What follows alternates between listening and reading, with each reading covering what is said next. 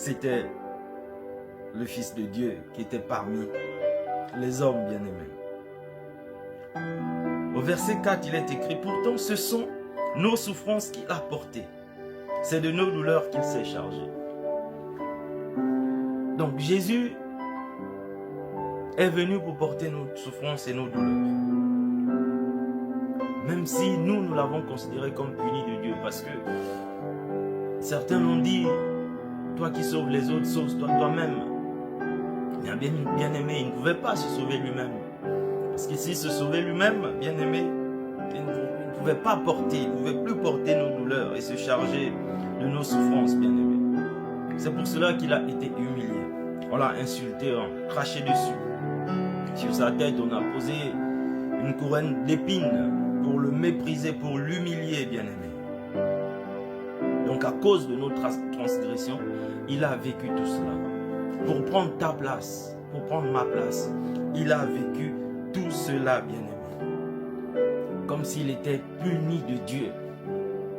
C'est pour cela, quand nous voyons certains hommes de Dieu, certains chrétiens vivre certaines choses, certaines épreuves, souffrir,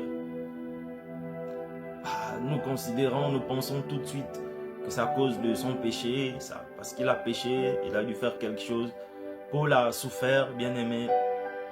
Jésus lui a dit qu'il allait souffrir pour lui. Bien aimé,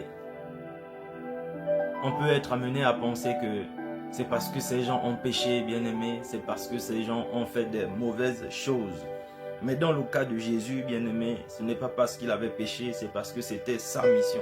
Pour que toi et moi recevons le salut, bien aimé, il fallait que Jésus prenne notre place. C'est pour cela qu'il est écrit que ce sont nos souffrances qu'il a portées, qu'il s'est chargé. C'est à cause de nos fautes qu'il a été brisé. Et il est écrit que la punition qui nous donne la paix est tombée sur lui. Quand il prend cette punition, ce châtiment que nous on devait prendre, lui il le prend à notre place. Donc nous trouvons la paix parce que Jésus prend ce châtiment pour nous. Bien aimé, c'est comme quelqu'un qui se charge de payer une dette que tu as.